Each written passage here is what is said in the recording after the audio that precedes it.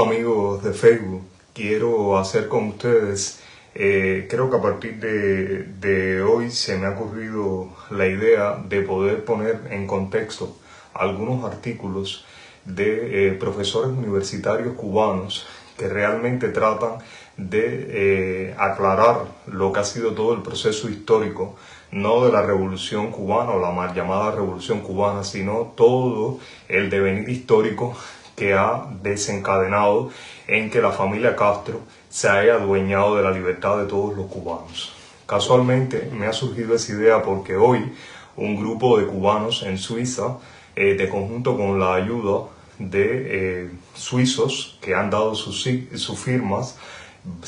van a presentar un documento ante el Parlamento de la Confederación Helvética justamente para alertarlos, es decir, desde el punto de vista cívico como ciudadanos civiles, que Cuba es una dictadura, como todos nosotros sabemos, y que el dinero que la Confederación Helvética está entregando a la dictadura de Cuba, a la familia Castro y a su secuaz Miguel Díaz-Canel, sobre texto del desarrollo de la educación, de la agricultura y de la salud, a donde van es a militarizar justamente a ese desgobierno en contra del pueblo que lo que aclama es por libertad. Pues hoy en horas de la tarde, y también lo hago para convocar a todos los cubanos que viven en Suiza y que se sienten identificados con la causa de libertad del pueblo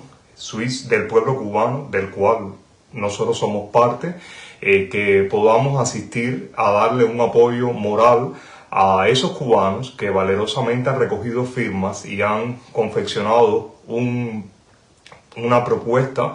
justamente para que sea analizada por los parlamentarios suizos y que sepan de manera directa, no de manera, dijéramos, que puedan justificar en el que no habíamos recibido oficialmente ningún tipo de comunicado de la comunidad cubana en Suiza, que sepan realmente de primera mano cuál es la real situación del pueblo de Cuba, cuál es la real situación de quienes aclaman por la libertad de Cuba, de los más de 1000 presos políticos y de conciencia que están en las cárceles de Cuba en condiciones infrahumanas y que si bien alzan la voz para criticar, como casi todos los estados democráticos, la situación de los presos, por ejemplo, en Honduras, en El Salvador, justamente con la opción que ha tomado ante la criminalidad el presidente de El Salvador, justamente de acabar con todas las hordas de delincuentes, en condiciones realmente donde primero hay que respetar los derechos humanos de los ciudadanos nacionales y después entonces habrá que respetar los derechos de esos que violan los derechos de los ciudadanos nacionales. Creo que es un ejemplo drástico para muchísimos países donde reina justamente la delincuencia, donde reina el robo, donde reina el crimen organizado, como lo es Cuba también, lamentablemente. Y bueno, en fin, como mismo estos parlamentarios alzan las voces para defender los derechos humanos de esas personas que están en cárceles por delitos comunes, en El Salvador, por ejemplo, más todos los que están acabando con la democracia en el mundo, porque además son utilizados por los desgobiernos de izquierda de América Latina, como en Nicaragua, como en Honduras, como en México, como en Argentina. Todas esas hordas de criminales son usadas justamente para amedrentar a los pueblos y someterlos aún más en el régimen que, vestido de proletarios, en lo que se convierten es en un autoritarismo total, es decir, de izquierda, pero un autoritarismo rojo. Entonces, decirles a ellos que pongan su mira en la dictadura de Cuba, que no contribuyan más a apoyar económicamente a el régimen de la familia Castro y que como mismo se hizo una estrangulación económica al apartheid de Sudáfrica por los derechos de una mayoría de una población autóctona, bueno, pues así se debería hacer en Cuba, donde a diferencia de en Sudáfrica, prácticamente una cuarta parte de la población y una tercera parte de la población activa ha decidido huir de su propio país por temor a perder la vida, ya fuese por enfermedades, ya fuese por enfrentamiento cívico al régimen, y prefieren arriesgarlas en el estrecho de la Florida y en los bosques de Sudamérica y Centroamérica antes de decidir luchar por su propia libertad. Por supuesto no son todos, pero sí una inmensa mayoría la que trata de huir, la que trata de escapar, y por eso es que esta comunidad de cubanos en Suiza ha decidido hacer, y residentes en Suiza, muchos de ellos nacionalizados suizos, han decidido justamente presentar estas credenciales de la sociedad civil cubana, del real estado del pueblo de Cuba, ante los parlamentarios suizos, para que ellos sepan justamente sus decretos que apoyan al régimen de la familia Castro y su pelele de Miguel Díaz-Canel, a donde va justamente el dinero de los contribuyentes suizos, que es a fortificar la dictadura más antigua del hemisferio occidental. Y entonces, sin hacer más dilación, quiero ir al artículo que quiero discutir con ustedes. ¿Por qué el artículo que se llama Aciertos y Desaciertos? En este caso referido al expresidente y dictador también Fulgencio Batista, en el periodo de 1952 a 1958, del profesor Dimas Castellano, publicado en Diario de Cuba. Quiero hacer alusión a este artículo y discutirlo con ustedes porque cuando he tenido la posibilidad de entrevistarme con algún parlamentario suizo y de otros países, incluso de comunidades autónomas, aunque tengan su estatus interno como país, en el caso del País Vasco, donde hablan de justamente el nivel de delincuencia, de podredumbre, de miseria que había en Cuba antes del 59, bajo el régimen justamente de Fulgencio Batista, y como que Fidel Castro se convirtió en la luz para toda aquella oscuridad. Y realmente a mí me ha dado mucha pena, porque me he dado cuenta cómo el mito, cómo la fábula construida por la familia Castro y particularmente por la bestia de Fidel Hipólito Castro Ruz, y me refiero a la bestia porque justamente no solo fue que le puso la pata a la libertad de todos los cubanos, sino que destruyó todas las bases económicas de un país que figuraba entre las 29 economías del mundo, a lo cual me voy a referir en este artículo que prefiero discutir con ustedes, y de escrito de manos de este profesor radicado en Cuba, un verdadero ciudadano cívico cubano, cuya historia es bastante honorable para mí, y un gusto haberlo podido también conocer en Cuba, aunque fuese de manera paralela en nuestras luchas por reivindicar nuestros derechos y libertades. Pues bien, muchos de estos parlamentarios en Europa creen esta falsa realidad, este mito construido por la familia Castro y particularmente por Fidel Hipólito, que me refería que era una bestia, no solo porque nos ha pisoteado a todos nosotros nuestras libertades y destruido el país, sino porque realmente como profesional nunca hizo nada. Es decir, es un abogado sin profesión, es un abogado sin carrera, sin méritos de ninguna naturaleza. No hubo profesión en él, como no lo ha habido en ninguno de los que ha formado parte de todo ese séquito de bufones que ha instaurado un poder autoritario y destructivo, no ya solo de la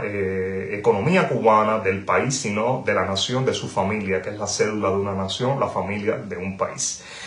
Pues el profesor Dimas Castellano comienza haciendo un análisis del contexto en el cual justamente Fulgencio Batista arriba a la presidencia por supuesto por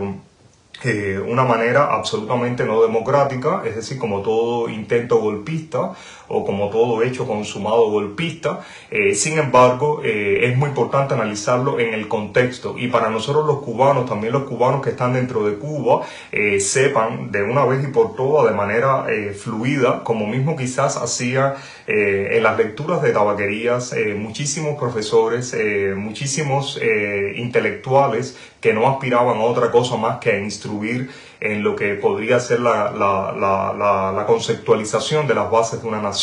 por la que siempre hemos tratado de luchar, por una nación próspera, por una nación de reconocimiento de la propiedad privada. Y dice así: habla justamente que primero había un gobierno que precedía, como era natural, democráticamente elegido, que era el gobierno de Carlos Príos de 1948 al 52. Y entonces habla que justamente hubo una determinada bonanza económica previa. Esa bonanza económica previa se cifra fundamentalmente en las zafras.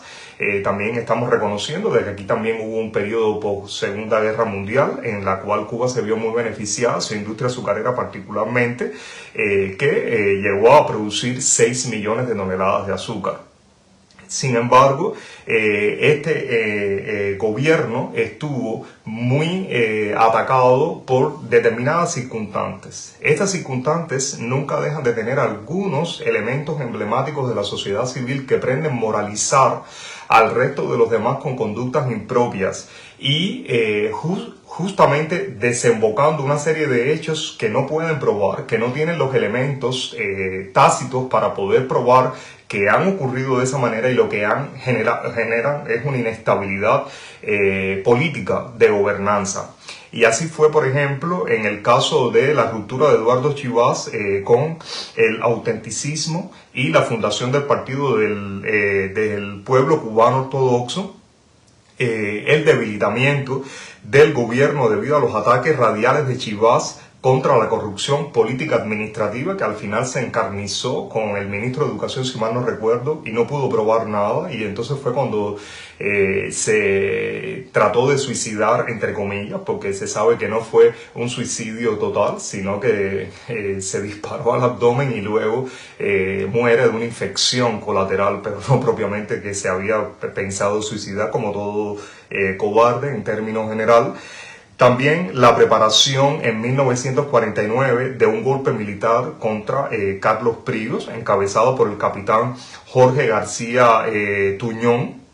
con participación de varios profesores universitarios. Es decir, quiero también que sepan que la responsabilidad de los golpes, de los secuestros, del terrorismo que ha habido durante la confección de esta nacionalidad, de esta República Cubana, también ha formado parte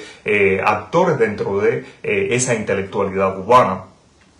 El suicidio de Chivás, mira aquí también lo tienen dentro del contexto, al no poder demostrar las pruebas de la acusación lanzada contra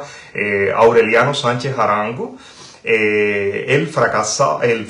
de Batista en la conformación de una coalición electoral donde pretendía reelegirse, lo que le imposibilitó ganar estas elecciones. La propuesta de García Tuñón a Batista para participar en el golpe militar que se venía preparando. No obstante, me imagino que también en el artículo se analice, es decir, una vez que Fulgencio Batista culmina su primer periodo de mandato elegido democráticamente, reconoce la pérdida de las elecciones subsecuentes, es decir, las reconoce, las acepta, y luego lo que existe es una serie de preámbulos que obviamente no justifica un golpe de Estado, pero que sí forma parte de esa historia, que no es en blanco y en negro, como la ha pretendido totalmente trastocar la familia Castro. La concepción de Batista acerca del papel del ejército constitucional en los momentos de crisis, con la famosa frase que él manifestó, que era: cuando el poder civil es débil, para contener una situación, la autoridad militar tiene que intervenir. No obstante eso, también hay que reconocer que Fulgencio Batista también fue un precursor de las escuelas rurales en Cuba. Básicamente, si hay una antesala de la campaña de alfabetización del proceso de revolución de la familia Castro, es justamente el permitir por decreto presidencial, no me recuerdo quién era el presidente en ese momento, cuando Fulgencio Batista era el jefe del ejército, que el propio jefe del ejército podía nombrar, podía dar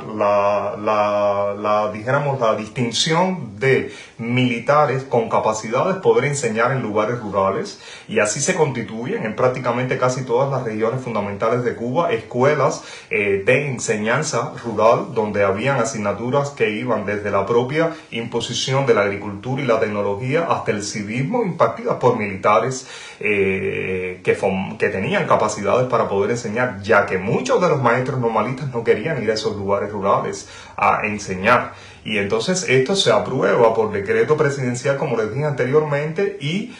justamente la idea fue de Fulgencio Batista, la idea no fue de ningún profesor universitario y la idea no fue absolutamente de ninguna intelectualidad, ni de ningún progresista, ni de ningún socialista, sino fue justamente de este hombre que se convirtió en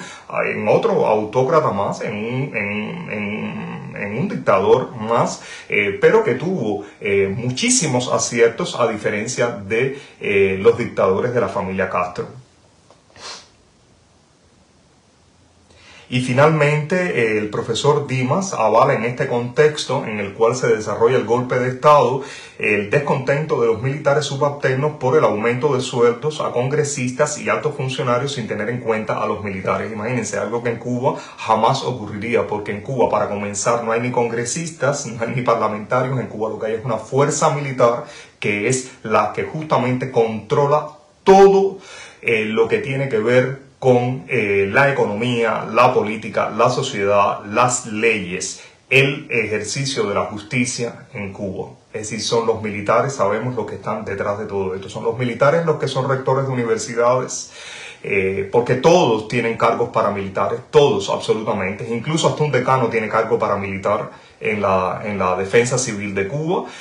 hasta el director de un instituto como el reciente fallecido criminal de lesa humanidad del hospital del Instituto Nacional de Oncología y Radiobiología, que era coronel del Ministerio del Interior. Entonces, el profesor Dimas valora que en este contexto se demuestra una crisis política justamente antes del golpe del 10 de marzo que explica la reacción de los cuerpos armados. Aquí habla justamente que uno de los autores de este golpe, que fue Roberto Fernández Miranda, explica que Batista decidió actuar 3 semanas antes. El plan consistía en tomar solo el cuartel de Columbia y que las demás unidades se declarasen en sí mismas, con excepción de la cabaña, que fue una acción subordinada. El capitán Damaso Sobo, oficial de guardia ese día, tenía que estar en la posta 4, va haciendo una relatoría de cómo es que van ocurriendo todos los hechos, y bueno, hasta que finalmente se produce el golpe de Estado. Es decir, la junta militar esta, que se autoproclamaba también revolucionaria, como todos estos revolucionarios, sabemos que tienen una esencia común, que es la imposición del poder por el ejercicio de la fuerza, tenía planeado que la presidencia, de acuerdo justamente a la Constitución depuesta de 1940, la debería de ocupar el vicepresidente de la República, el magistrado más antiguo del Tribunal Supremo o el magistrado sustituto. Pero ninguno de estas personas decidió aceptar. Por supuesto que no estuvimos en ese contexto para poder evaluar, pero probablemente el miedo ante un Batista pujante, ante un Batista que gozaba con la aceptación de los militares y de una gran parte de la población también, tenían temor de que no pudieran gobernar, y obviamente dejan el camino abierto para que esa junta militar denominara a Fulgencio Batista como el presidente de facto en Cuba. Así, el 4 de abril, Batista sustituyó la Constitución por unos estatutos constitucionales, creó un consejo consultivo y un consejo de ministros en los que concentró los poderes ejecutivo y legislativo, y anunció elecciones para 1953 que no se llegaron a efectuar justamente porque al paralelo de eso estaban las fuerzas militares, paramilitares y de terrores, en las cuales también se incluye el movimiento 26 de julio con el asalto al cuartel Moncada, que generó una desestabilización dentro de la sociopolítica de Cuba. Pues bien, curiosamente, en medio de toda esta historia, Fulgencio Batista, que es uno de los precursores de la Constitución de 1940, no la instituye, justamente no la instituye porque quería tener una serie de estamentos legales que le permitieran accionar en el rumbo que él consideraba que iba a ir o que debería de ir la nación cubana en medio de todo el contexto que se estaba analizando, ¿no?, anteriormente por el profesor Dimas. Hay que explicar que finalmente cuando se preparan nuevamente estos comicios electorales para el año subsiguiente, en 1954, Grau San Martín decide abstenerse, mientras que el Partido Acción Progresista se impuso en alianza con los liberales, los radicales y los demócratas. Si no mal recuerdo, también estaban incluidos ahí los socialistas. A pesar de ellos, 18 senadores y 16 representantes auténticos resultaron electos. En febrero de 1955, al tomar posesión de la magistratura, Batista restableció la Constitución de 1940 y otorgó amnistía a los terroristas que asaltaron el cuartel Moncada y fundaron a posteriori el movimiento 26 de julio, es decir, que tuvo su antesala en este ataque que nos habíamos referido al cuartel Moncada en Santiago de Cuba. Entonces, justamente, probablemente el mayor error que pudo haber cometido Fulgencio Batista y fue el no haber aplicado con toda la severidad de la ley. Claro, eso sucede cuando todos los poderes están en manos de un presidente y no existe un cuerpo de verdaderos parlamentarios con poder que representen al pueblo como soberano y obviamente de quienes ejecutan la justicia a través de lo que serían los tribunales federales que dictan sentencias. Y obviamente al dejarle al presidente la capacidad de poder eliminar una sanción impuesta por un tribunal y legislada por parlamentarios a criminales, incluso a criminales, por tener ese poder de amnistía, es que nosotros tenemos el proceso dictatorial más largo del hemisferio occidental con la familia Castro. Si ellos hubieran cumplido lo que le correspondía acorde con lo legislado por ser terroristas y por haber interrumpido el orden político-social de la nación, de seguro nosotros no hubiéramos desembocado en lo que hemos desembocado, que es la destrucción incluso de la nación cubana. Entonces el profesor Dimas Castellano hace un breve panegírico sobre la obra de la gobernación de Fulgencio Batista, lo cual es muy importante para nosotros los cubanos conocer, para poderle explicar a estos legisladores, para poderle explicar a estos parlamentarios, a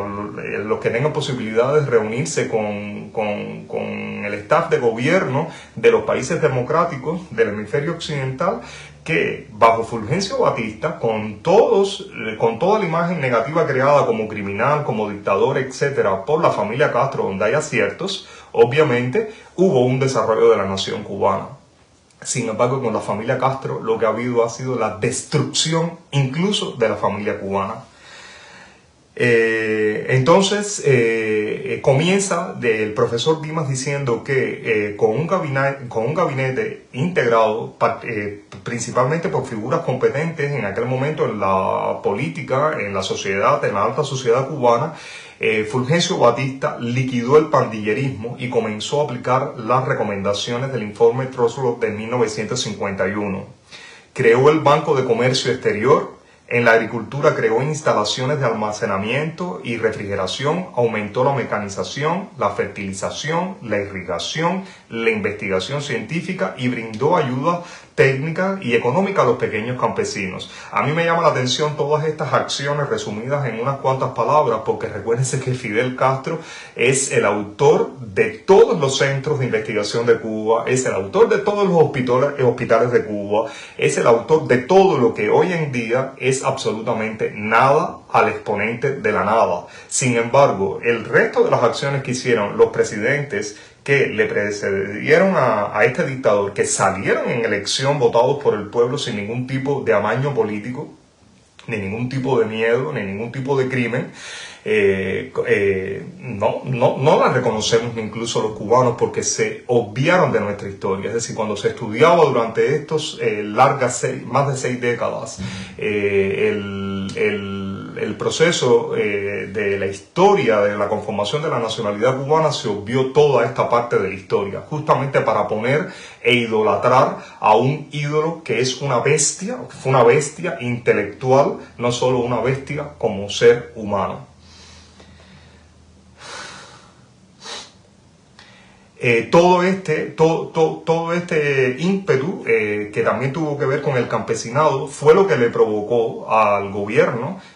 constituido en ese momento, por colisión, habrá llegado por golpe de Estado, lo que sea, de Fulgencio Batista, la mayor cosecha de azúcar de la historia de Cuba, de unos 7.2 millones de toneladas. En aquel momento histórico, hoy en día no llegamos prácticamente ni al millón de toneladas. Con la producción de alimentos se garantizaba el 75% del consumo interno, es decir, 6 millones de cabezas de ganado, un automóvil por cada 40 habitantes, un teléfono por cada 38 habitantes, un radio por cada 6 y un televisor por cada 25. Obviamente todos estos datos, tanto los carros, los teléfonos, la radio y la televisión, todo esto disminuyó durante el proceso de revolución de la familia Castro, porque estos medios eran los que permitían, desde un campesino hasta un profesor universitario, el poder estar al tanto del panorama, del contexto que estaba ocurriendo en ese momento en la nación cubana y en el mundo, y por tanto la posibilidad de elegir, la posibilidad de discernir entre la manipulación política y la realidad que estaba ocurriendo en la nación. Todo esto quedó al margen, se redujeron desde la telefonía, los servicios televisivos, el número de canales televisivos, justamente para concentrarlos en un adoctrinamiento que llegó a la brutalización de la población cubana y a la pérdida de valores, a la pérdida de ese instinto de luchar por su libertad, por sus derechos, lo que conocemos como civismo.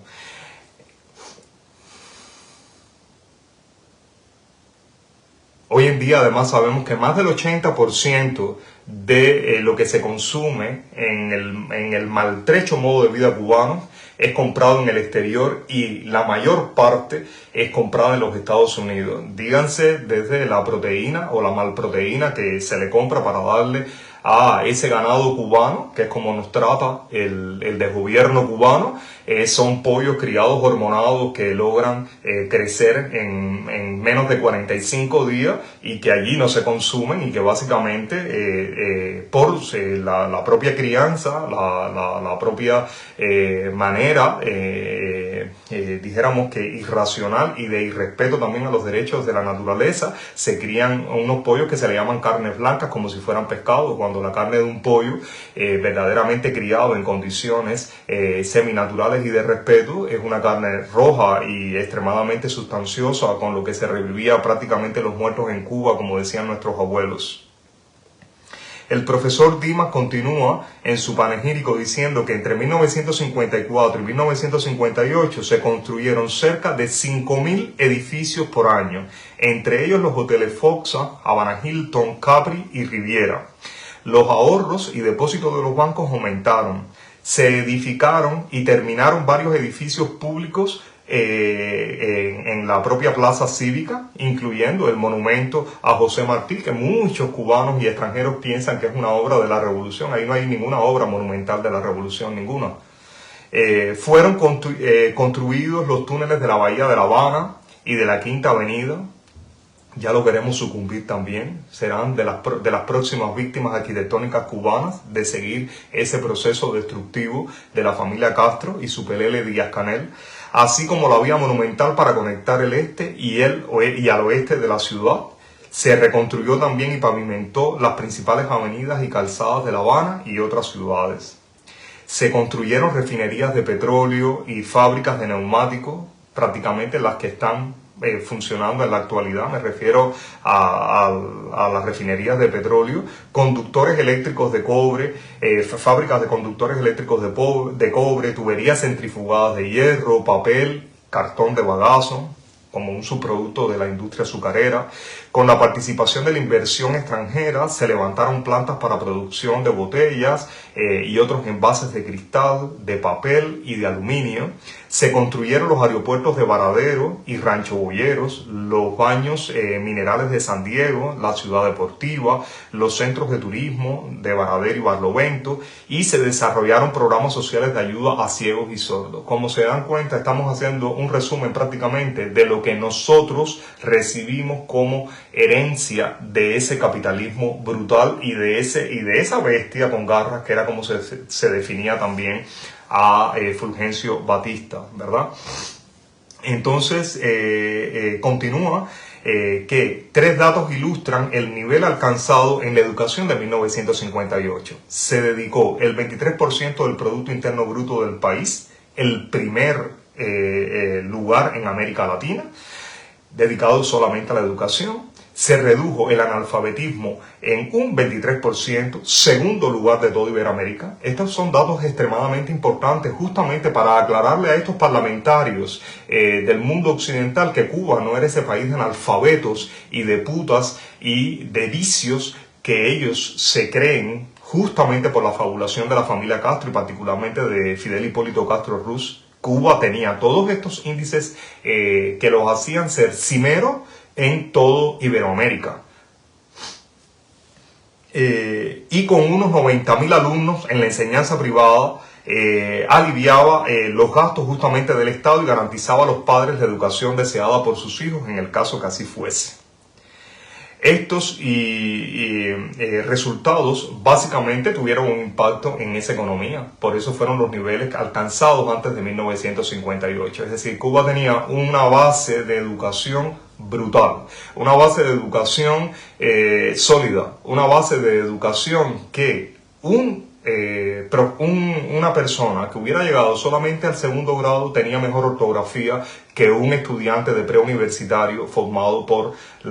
el mal llamado proceso revolucionario, el proceso de los Castro, proceso de destrucción de la nación cubana. Ahora, otro tópico que también debemos de instruirnos para poder argumentar, para poderles argumentar a estos políticos del hemisferio occidental, que era lo que era esa bestia con garras y que es la otra bestia con garras de Fidel Castro Ruz. Y es justamente en función de las riquezas que habían en términos tácitos en Cuba antes de 1959 y los famosos muertos de Batista que Fidel Hipólito Castro Ruz se dedicó a multiplicar exponencialmente justamente para al mundo lo hacía verse como una víctima. Y ante el pueblo de Cuba le hacía verse como alguien temible, alguien verdaderamente temible, porque a quien él mataba era a quien él estaba justiciando, porque así lo consideraba sin llevarlo prácticamente a un tribunal, como lo mismo usó al argentino Ernesto Guevara de la Serna, justamente al psicópata argentino que ni se graduó de medicina, justamente porque nos despreciaba, como despreciaba a los negros, despreciaba a los homosexuales, a las mujeres, no las despreciaba en el sentido sexual, pero sí las despreciaba como un ser en igualdad de condiciones con los hombres. Pues bien, también aquí se habla de que Fulgencio Batista salió huyendo a República Dominicana, aunque murió finalmente en Málaga, en España, algo bastante curioso. Es decir, vemos cómo España y la dictadura de los Castro siempre ha sido un mano a mano. Es decir, Fidel Castro hermanado con el dictador Franco, pero al mismo tiempo Fidel Castro recibía a los terroristas etarras y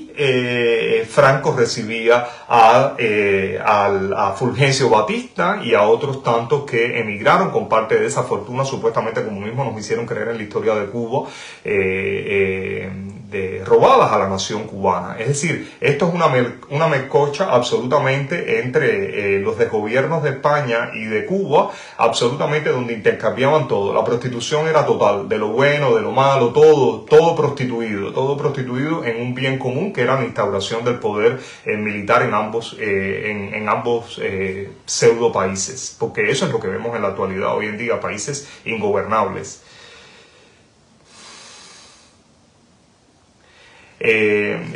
Durante el gobierno de Batista también él hizo una influencia en el desarrollo del turismo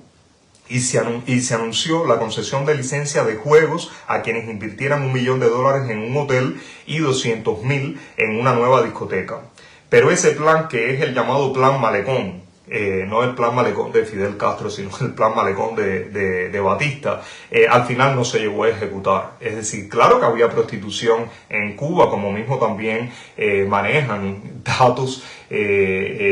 los parlamentarios del hemisferio occidental. Claro que había prostitución en Cuba, como mismo la hay en la actualidad en Europa, que es legalizada. Aquí en Suiza la prostitución es legalizada, con sindicatos y todo, ellos pagan sus taxas y demás. Lo que pasa es que aquí en Suiza la prostitución legalizada básicamente es de mujeres, y en Cuba la prostitución que había antes del 59 era de mujeres, básicamente, supuestamente por un machismo, supuestamente por una condición propiamente de lo que se ha gestado esa sociedad humana con esos niveles de relaciones de poder, etcétera. Pero hoy en día en Cuba la prostitución no se sabe cuáles son los números, los porcentajes entre hombres y mujeres. Da igual que tú seas un hombre, da igual que tú seas una mujer. Los niveles de prostitución son equiparables, es decir, ya no son prostitución femenina, es una prostitución femenina y masculina. Es decir, el nivel de degradación es total, absolutamente total.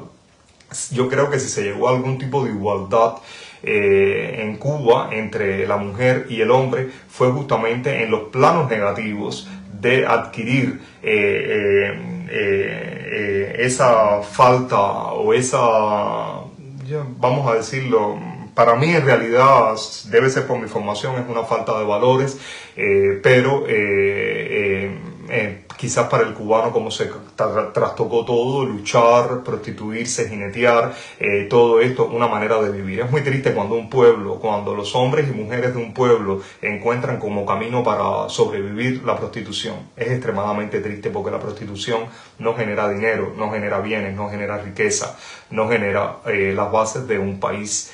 sustentado en los valores cívicos para desarrollarse y seguir construyendo, reconstruyendo desde el punto de vista tanto material como espiritual a una nación.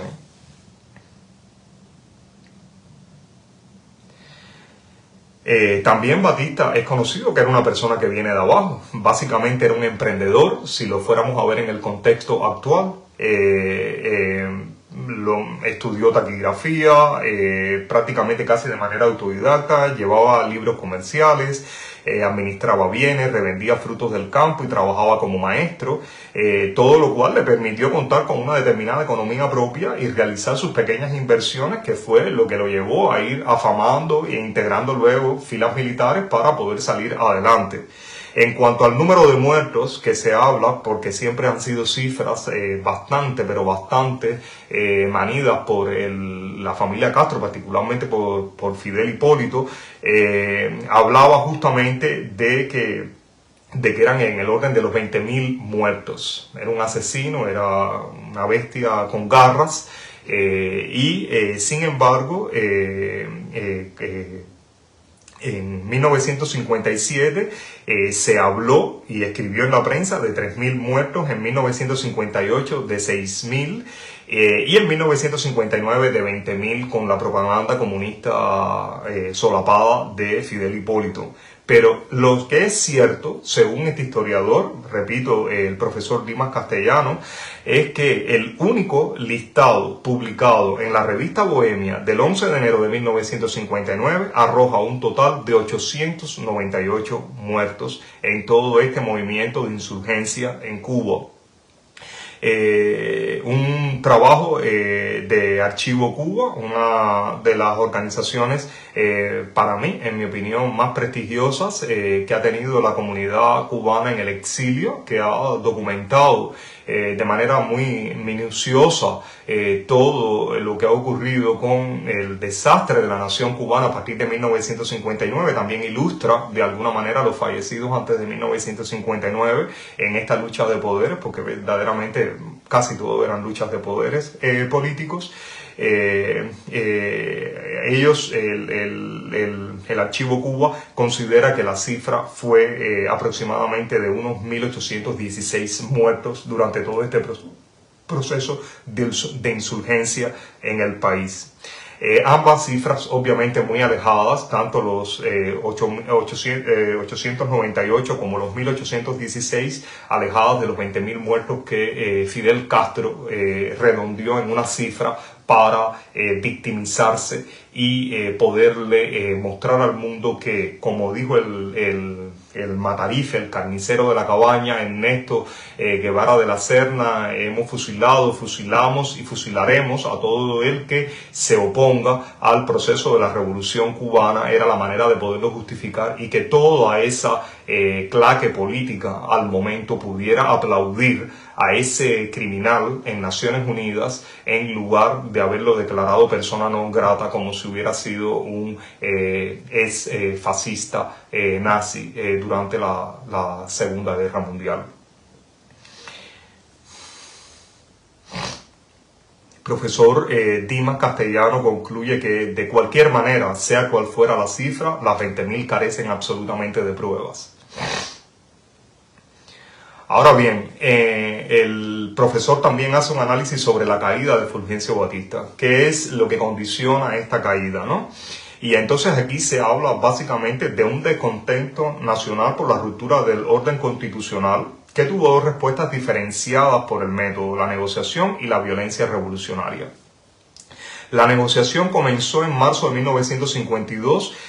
con Conde de la Torriente, quien manifestó: siempre he sido contrario a que las Fuerzas Armadas intervengan en las luchas políticas y por eso mismo también a los golpes o pronunciamientos militares. Bueno, sabemos básicamente qué pasa con todas estas negociaciones con dictadores, vengan de donde vengan, con historias de las que tengan, no hay posible negociación. El dictador, una vez que llega a envilecerse con el poder, hay una sola manera de sacarlo y es a la fuerza, o por muerte natural, por muerte biológica, pero no existe otra. No se negocian con los dictadores, o estrangulas económicamente la dictadura y obviamente el dictador sale huyendo porque no tiene mecanismos para generar dinero y mantener la bota militar puesta sobre los cuellos de sus ciudadanos. Es lo que conoce la historia a nivel mundial. Es decir, hay tres maneras. Esa forma es o se saca por la fuerza con una intervención militar, o muere biológicamente, o la comunidad internacional decide estrangular económicamente al poder dictatorial y evidentemente el poder dictatorial tiene que ceder paso al pueblo, porque lo que se genera es un holocausto, que es lo que está ocurriendo en estos momentos en Cuba, aún sin existir un bloqueo internacional a una dictadura criminal e histórica como la de la familia Castro y en este momento su pelele Díaz-Canel. Entre diciembre de 1955 y enero de 1956, Batista y Conde de la Torriente se reúnen. Seguidamente comienzan un diálogo, pero después de 4 sesiones no hubo resultados. Es evidente, no podía haber resultado con un hombre ya envilecido en el poder. Básicamente la famosa frase justamente de Conde de la Torriente, que viene ya como una sentencia que dice: el pueblo es soberano, sin fuerzas morales no puede triunfar el ideal. Unirse y reunirse es lo que deben hacer el gobierno y la oposición, olvidar sus cosas particulares y pensar en Cuba, algo que no ocurrió. Justamente también la violencia debuta en 1952 con el fallido intento del Movimiento Nacional Revolucionario de tomar el regimiento de Columbia. Continúa en el 53 con el asalto al cuartel Moncada, en 1956 con la llamada conspiración de los puros, el asalto al cuartel Goicuría, en Matanzas, el lanzamiento del 30 de noviembre en Santiago de Cuba y el desembarco fatídico del Granma el 2 de diciembre. En 1957 el asalto al Palacio Presidencial y el ataque a la estación naval de Cienfuegos. El rechazo a las negociaciones fue determinante. En la Carta de México de 1956, suscrita por Fidel Castro y José Antonio Echeverría, se decía: es hora de que los partidos políticos y la SAR cesen ya en el inútil esfuerzo de implorar soluciones amigables. Obviamente aquí se estaba de alguna manera trazando la fatídica historia que vendría a posteriori al pueblo de Cuba, que es lo que hemos vivido nosotros y lo que hemos sufrido nuestras familias. Finalmente, a manera de conclusión, el profesor Dimas plantea que el gobierno de Fulgencio Batista liquidó el incontrolable pandillerismo, aplicó las recomendaciones de la Comisión Truslow, aumentó la producción, impulsó la diversificación, implementó un vasto plan constructivo y mejoró la salud y la educación. Después del golpe militar, a pesar del restablecimiento de la Constitución de 1940 y de la celebración de elecciones, la falta de apoyo a la solución cívica desembocó en la toma de poder por los revolucionarios, lo que condujo a la actual crisis. Aquí es muy importante darse cuenta de que el papel de una Constitución no significa ni el civismo, ni la moralidad, ni las bases constructivas de una nación. Como les he dicho en otras ocasiones y hemos discutido, la Constitución no precede a un gobierno. La Constitución no precede una forma comportamental. La Constitución no precede a una manera de ser de una nación. La Constitución emana de un grupo de legisladores que justamente en la medida que estos legisladores sean una representación justa a espejo del soberano, del pueblo, es en que se podrá legislar verdaderamente acorde con los valores de esa nación, acorde con la idiosincrasia de esa nación y acorde con los deseos y capacidades para desarrollar a esa nación. Entonces, quería comentarles de este artículo, quería darles esas herramientas, compartir con ustedes y discutir estas herramientas que el profesor Dimas Castellano, de alguna manera bastante resumida, hace en su artículo, ya publicado hace algún tiempo por Diario de Cuba, como les dije, pero que nos permiten a nosotros, los ciudadanos cubanos, en cualquier parte del mundo donde estemos, incluyendo nuestra sumida en un dolor profundo nación, en sendas crisis alimentarias y médicas,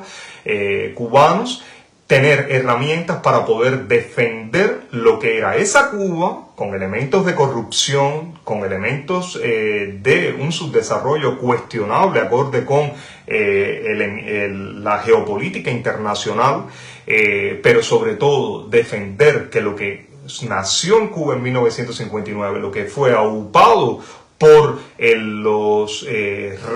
gobiernos democráticos del mundo, fue un régimen militar autoritario, fue una dictadura militar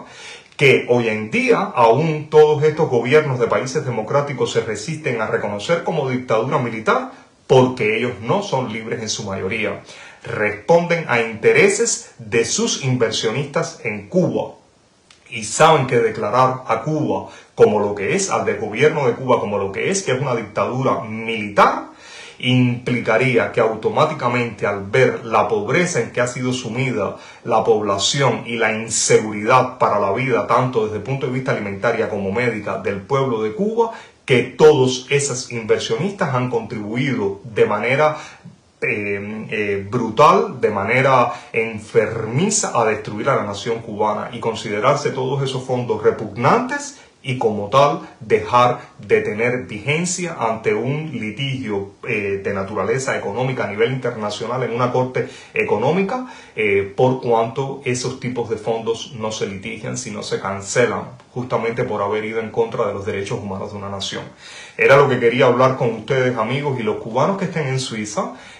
por favor hagan un sacrificio de su tiempo de trabajo.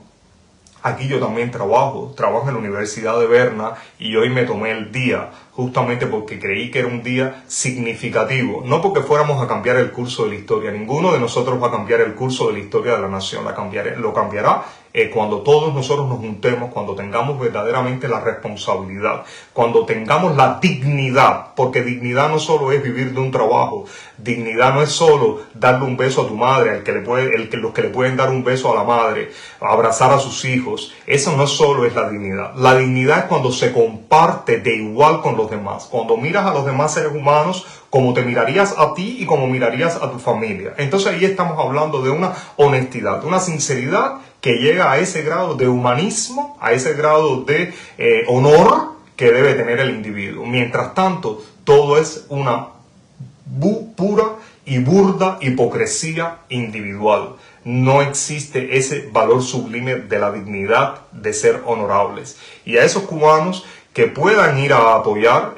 será sobre las 4 de la tarde la entrega de este documento donde se narran las penurias del pueblo de Cuba, no solo las penurias económicas, sino las penurias familiares de sobrevivir, la cantidad de presos políticos y de conciencia que hay en Cuba, el desastre, la migración, la ruptura de las familias, justamente para provocar un cambio de dirección de los gobiernos europeos, en este caso en particular de la Confederación Helvética, hacia seguir soportando económico el apartheid de la familia Castro y su pelele Díaz-Canel. Ese apartheid tiene que cesar, ese apartheid contra los cubanos tiene que acabar. Nosotros tenemos que tener ese mínimo de dignidad, rescatarlo y tratar de luchar todos por cambiar un viraje y provocar un cerco económico a la dictadura de la familia Castro. Si quieren ayudar al pueblo de Cuba, si quieren ayudar a nuestras familias como nosotros tratamos de hacerlo, pues que lo hagan de manera directa a través de Non-Profit Organization dentro de Cuba, que puedan entregar mano a mano los medicamentos, las comidas al pueblo de Cuba, pero nunca a través de su sistema dictatorial, que lo usa es para alimentar a sus ejércitos, para alimentar a sus delincuentes, a sus bandas de paramilitares, a la policía política, para ir a amedrentar a mujeres que las han separado de sus niños, como es el caso de múltiples presas políticas que hay en Cuba, que lo que sufren en esa, si los hombres sufren en una cárcel, ¿qué no sufrirá una madre dentro de una cárcel en condiciones infrahumanas? Y eso no ha cambiado, desgraciadamente, lo que se ha vuelto más grave con toda la calamidad económica y falta de moralidad que sufre el pueblo de Cuba y fundamentalmente sus autócratas.